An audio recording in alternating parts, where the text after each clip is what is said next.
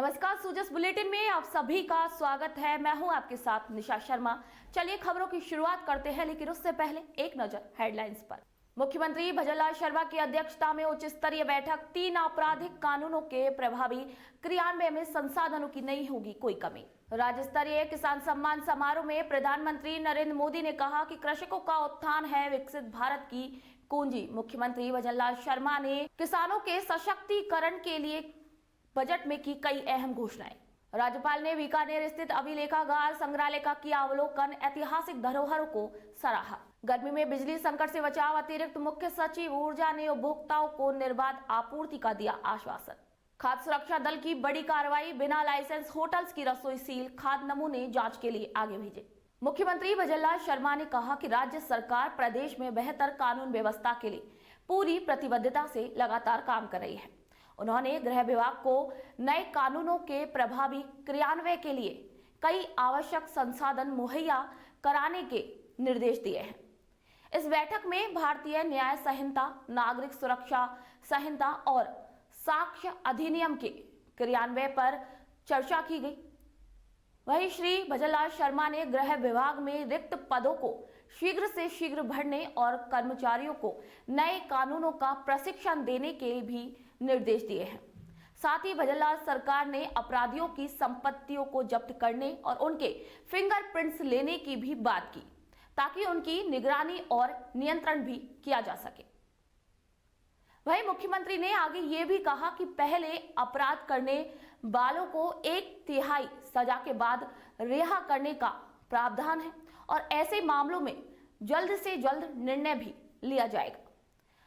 इस बैठक में अधिकारियों ने आगे बताया कि नए कानूनों के तहत अब तक 1,12,000 से अधिक FIR दर्ज की जा चुकी है और 75,000 से ज्यादा का निस्तारण भी हो चुका है।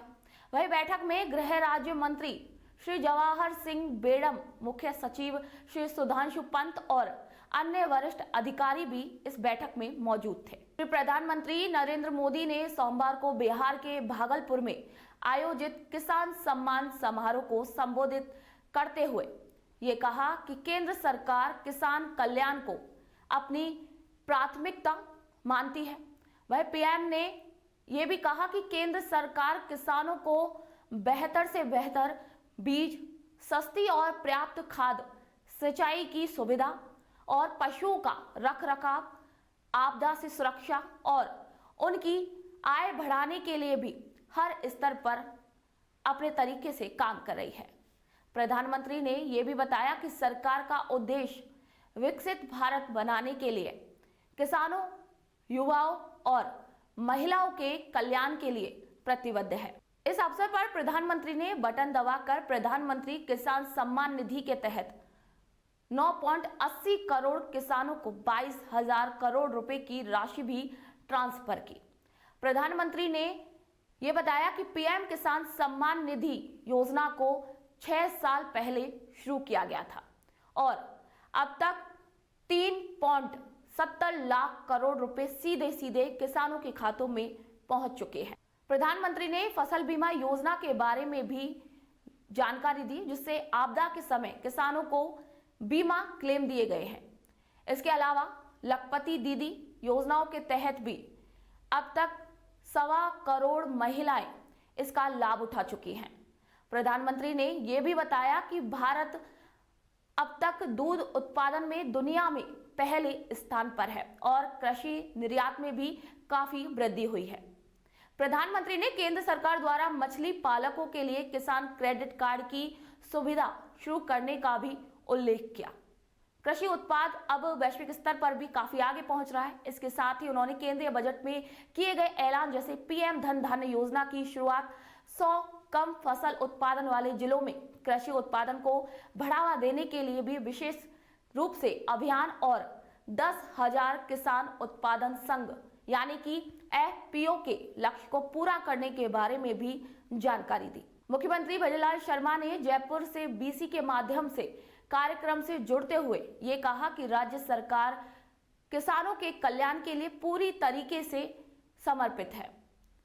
भजनलाल शर्मा ने पीएम किसान सम्मान निधि के तहत 72 लाख किसानों के खाते में 1400 करोड़ रुपए की राशि ट्रांसफर करने की भी जानकारी दी। मुख्यमंत्री ने यह भी बताया कि राज्य सरकार ने बजट में किसानों के लिए क्या कुछ महत्वपूर्ण योजनाएं लागू की हैं, जैसे सौर संयंत्रों की स्थापना और ड्रिप सिंचाई के लिए अनुदान। राज्य के कृषि मंत्री किरोड़ीलाल मीणा, सहकारिता राज्य मंत्री गौतम कुमार दत्त और अन्य अधिकारियों के साथ बड़ी संख्या में किसान इस कार्यक्रम में उपस्थित रहे। मुख्यमंत्री ने इसी दौरान किसानों को चेक वितरित किए और कृषि प्रदर्शनी का भी उद्घाटन किया।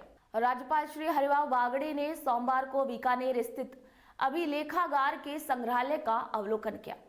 इस दौरान राज्यपाल ने पुरंदर की संधि के माध्यम से शिवाजी महाराज और राजपूताना के संबंधों के दस्तावेजीकरण को महत्वपूर्ण बताया। राज्यपाल ने महाराणा प्रताप, दीर्घा, स्वतंत्रता सेनानी गैलरी और अन्य ऐतिहासिक दस्तावेजों का भी अवलोकन किया। राज्यपाल ने राजस्थान के ऐतिहासिक, प्रशासनिक और सांस्कृतिक विकास से जुड़े अभिलेखीय दस्तावेजों की काफी सराहना भी की, जिसमें शाही फरमान और महाराणा प्रताप कालीन ताम्रपत्र भी शामिल थे। राज्यपाल ने इन दस्तावेजों के संरक्षण कार्य की काफी सराहना करते हुए ये कहा कि यह दस्तावेज आने वाली पीढ़ियों के लिए काफी अत्यंत महत्वपूर्ण है। अतिरिक्त मुख्य सचिव ऊर्जा आलोक ने गर्मी के सीजन में उपभोक्ताओं को निर्बाध विद्युत आपूर्ति सुनिश्चित करने के लिए आवश्यक तैयारियों पर जोर दिया। सोमवार को विद्युत भवन में आयोजित वीडियो कॉन्फ्रेंस के दौरान आलोक ने विद्युत वितरण निगमों और प्रसारण निगम के वरिष्ठ अधिकारियों के साथ मिलकर गर्मियों में सुचारू विद्युत आपूर्ति की समीक्षा बैठक की। इस दौरान जयपुर डिस्कॉम के अधीक्षण अभियंताओं ONM ने सर्किलवार तैयारियों और विभिन्न योजनाओं की प्रगति पर भी जानकारी दी। आलोक ने बिजली की मांग में वृद्धि का आकलन करते हुए अभियंताओं को सभी महत्वपूर्ण आवश्यक तैयारियां सुनिश्चित करने का भी निर्देश दिया। इसके अलावा उन्होंने डिस्कॉम्स के अभियंताओं को 33/11 सब स्टेशनों और प्रसारण निगम के अभियंताओं को संबंधित ग्रिड स्टेशनों में उच्च क्षमता वाले ट्रांसफार्मर तथा अन्य लाइन मटेरियल लगाने के भी आदेश दिए। वही सर्किलवार PM सूर्यघर मुफ्त बिजली योजना, कुसुम योजना और RDSS योजना की प्रगति की भी समीक्षा की गई इस बैठक में और इन योजनाओं के जमीनी स्तर पर कार्य की गति को बढ़ाने के भी निर्देश दिए गए। इस बैठक में राज्य प्रसारण निगम के प्रबंध निदेशक नथमल डिडेल, जयपुर डिस्कॉम के तकनीकी निदेशक सहित अन्य वरिष्ठ अधिकारी भी बैठक में मौजूद रहे। वह जोधपुर और अजमेर डिस्कॉम के प्रबंध निदेशक, तकनीकी निदेशक और अन्य अधिकारी वीडियो कॉन्फ्रेंस के जरिए इस बैठक से जुड़े। मुख्यमंत्री भजनलाल शर्मा की पहल पर चिकित्सा एवं स्वास्थ्य मंत्री गजेंद्र सिंह खींवसर के निर्देशन में प्रदेश भर में शुद्ध आहार मिलावट पर वार अभियान चलाया जा रहा है।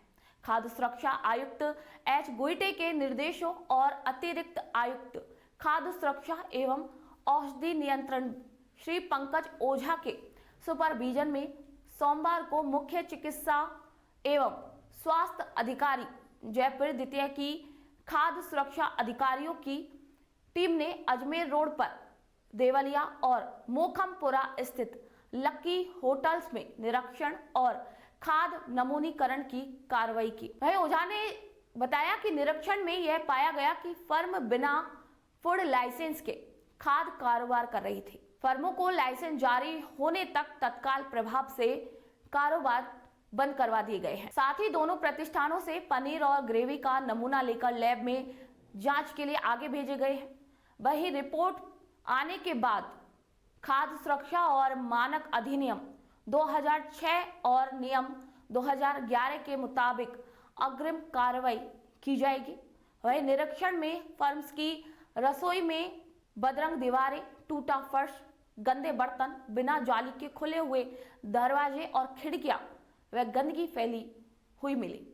वही पेस्ट कंट्रोल के प्रमाण फूड हैंडलर्स के स्वास्थ्य प्रमाण पत्र और प्रयुक्त पानी की लैब टेस्ट रिपोर्ट भी नहीं मिली। इस अभियान के तहत इन कमियों को शीघ्र दुरुस्त करने के लिए नोटिस भी जारी किया जाएगा और बिना लाइसेंस के कारोबार करने जुर्म में सक्षम न्यायालय में परिवाद दायर किया जाएगा। इस कार्रवाई में मुख्य चिकित्सा एवं स्वास्थ्य अधिकारी जयपुर द्वितीय के खाद्य सुरक्षा अधिकारी रमेश चंद्र यादव, अवधेश गुप्ता और नंदकिशोर कुमावत शामिल थे। तो इस बुलेटिन में फिलहाल के लिए इतना ही, फिर आपसे मुलाकात होगी, तब तक के लिए नमस्कार।